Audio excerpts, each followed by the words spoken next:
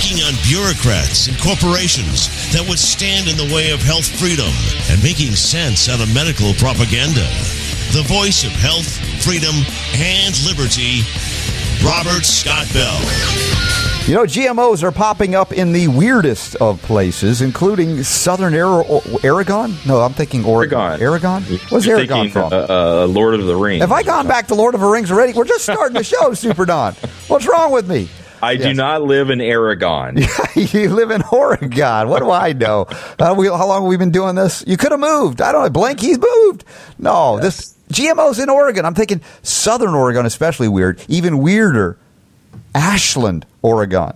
Like a new age organic mecca where there are fewer and fewer vaccinated children because the parents are awake and going, no, none of that for my little Susie or Johnny. It's made national news, Ashland, Oregon, as far as the vaccinations go. Where I had my first commercially grown, if I can say it this way, commercially put together and cooked organic pizza all those years ago when they had that place called, was it Planet Pizza or Mystic Pizza or something like that? It was one of those places. I don't even think it's in business anymore, but they were way ahead of the game. I was like, whoa, I can go out for an organic pizza. This is so many years ago.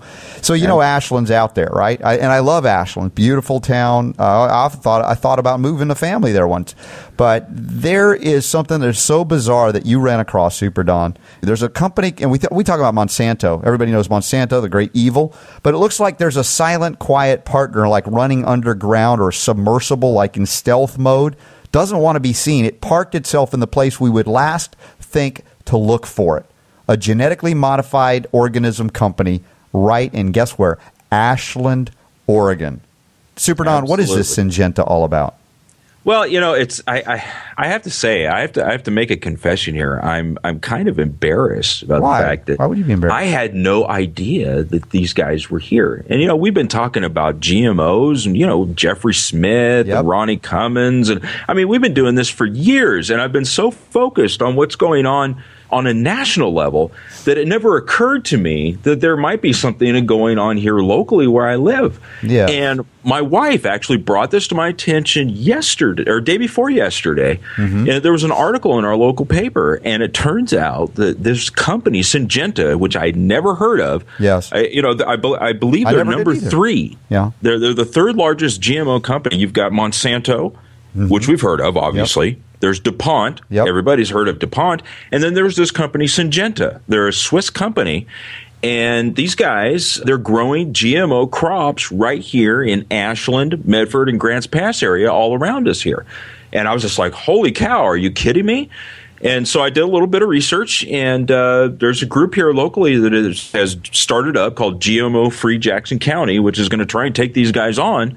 And I thought, hey, I've been talking about all of these. We've helped, we got involved with the California situation and Vermont and all the other places around the country. Guess what? We get to have some firsthand reporting here on what's going on here in Southern Oregon, because I am going to get involved and see what it is I can do to help these guys. Well, I love that. And I think that's the thing about all of the action ultimately has to be local. Yes, we cover issues of a global scale, a national scale. But yes, we covered, like yesterday, having Michael Schmidt come on from the event yesterday morning in Minneapolis over the attack on another family farmer who's providing raw foods for the people who want it. There's no coercion. There's no tax money. There's no subsidies, and yet they're attacking him. Now, this Syngenta is bizarre, but they're so delusional. They talk about bringing plant potential to life. It's like, how did plants ever grow before there was Syngenta, Monsanto, and DuPont? Bringing plant potential. It was only potential until we came around to monkey with the genes. That would be like Dr. Frankenstein promoted himself as bringing people to life, right? Yeah, very well said. Exactly. Young Frankenstein. That's right. Well, I got to tell you, on their website, they've got this really cool flash presentation that's trying to promote all of the great things that they're doing for humankind. Mm-hmm. And they're talking about how we're saving the rainforest and we're going to feed all the hungry people in the world. But the one that got me, that made me angry and want to throw something at the wall, was where they brought in kids. And I'm thinking, okay, so what is it that they're going to say they're doing for kids? And they get into the education situation.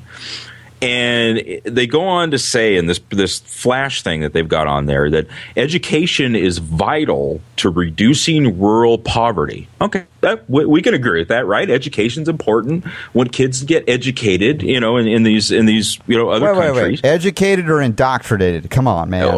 That's a good question. I guess we need to interpret it correctly here. Yeah. But then they go on to say that children in developing countries miss many days of school to help on the farm.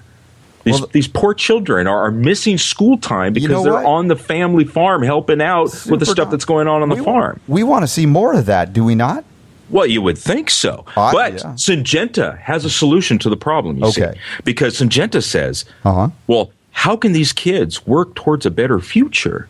And then it gives you two choices. They can either A, work more time on the fields, or B, spend more time in the classroom. Well, okay.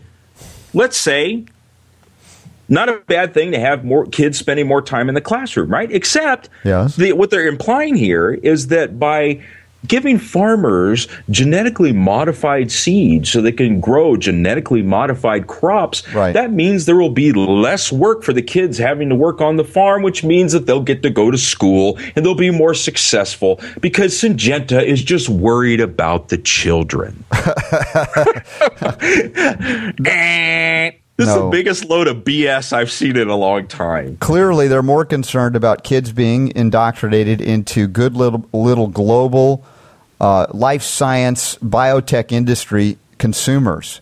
And, of course, if you learned something in school, I'm happy for you. But quite honestly, a lot of what's taught in government schools are indoctrination toward being good little citizens that don't question anything about reality as it's constructed from above by our wise overlords. The reality is they will learn more on the farm, and I'm encouraging in a lot of the schools, like, my kids are going to a school that they're actually learning to farm. They're learning to grow food, and they will learn more being out there in the soil than they will learn in the classroom. But, of course, they don't want that to happen because if farmers know a lot of stuff that the average person doesn't about life itself, about the needs of people to eat, yes, but how to grow food, and how to sustain or regain soil that has been destroyed by the likes of Syngenta, Monsanto, and DuPont. So you're right. It's quite the opposite what they're trying to do. This is a vast PR play to keep you unaware, to keep you basically subverted to a bioengineered type of life living. And, of course, it's going to be meaning that we're more dependent upon drugs just to get by, not less. Well, and let's tug on the heartstrings of people to make people think that Syngenta is seriously, and genuinely interested in the welfare of children. Well, why don't we address some things about maybe the health of children that are consuming genetically modified foods? Or how about this? How about the children of the small family farms? They're going to end up being driven out of business because the large industrial farmers are using the genetically modified seeds and putting them out of business. What about those kids? Don't you think we ought to be concerned about those kids and their future? Well, it's the same industry that sacrifices some children with the guise of, quote-unquote, saving others or protecting others. And, we're going to talk with Karen Kane this hour as we lead into Autism 1.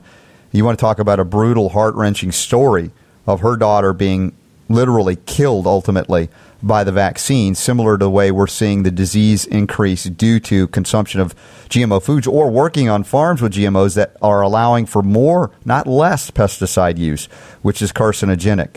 So, well, a few other interesting things that I learned about Syngenta here. Having never heard of them before, I had to figure out who they were. And lo and behold, I'm sure it's no shock, these guys are in bed with Monsanto. Yeah. In fact, back in 2008, there had been some litigation between the two of them. We were trying to fight for, who could be king of the hill on some certain, technology and certain pesticide, herbicide. There was a battle, yeah. It was a little competitive battle. Absolutely. So, at the end of the day, after talking about it for a while, they decided to be friends. And so now they have agreed to share licenses for their herbicide-tolerant insect protection products and clearing the way for faster product development, which is, very important to companies like Monsanto and Syngenta. And Syngenta is no stranger to controversy. One of the pesticides, chemicals that they've been pushing is something called atrazine, which has been in the news news quite a bit, is causing a lot of health problems, water contamination, and obviously these guys are just as big as Monsanto as far as their ability to be able to lawyer up and put money and defend against these type of things, and they keep coming out with the same type of tactics that Monsanto uses, where they're pushing out their own research. We've done research on our own products, and our research has shown that our products are safe. And we had some peers to say it too. Hey, listen, they don't want to compete when they realize that they cooperate and they buy off the regulators that turn a blind eye to any form of limitations on the genetic drift and the unintended consequences of their genetic anomalies and abominations. So Monsanto and Syngenta, again, we've been hitting Monsanto and DuPont, but to find Syngenta in your own backyard, Super Don, very frightening and weird. But I think that's the thing.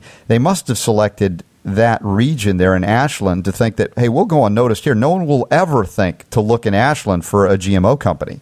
That's actually an interesting thought, because it causes one to wonder why. And in looking at the details of what's going on here, they've only got like 10 acres that they're planting on at the moment. But here's the problem: nobody knew that they were there. It was just discovered in February of this year. Amazing. And they're just blocks away from other organic gardens. And to just plop yourself in there and be that close to organic gardens, you get cross-pollination going on, and that puts those organic crops out of business. They can no longer be certified as organic. We've seen this 100 times with Monsanto. And so the fact that they've shown up here on the one hand makes me kind of nervous. On the other hand, I kind of welcome the newfound evidence and situation, because now it gets me a little bit excited, the fact that I get to actually put some skin in the game rather than just talk about it. I actually get to get involved. And so I will be in contact with these guys and see, what it is that I can do personally, and perhaps maybe something, some things maybe we can do to try and help them out, because, when California, Vermont, Oregon's next. I think they're next on the list here.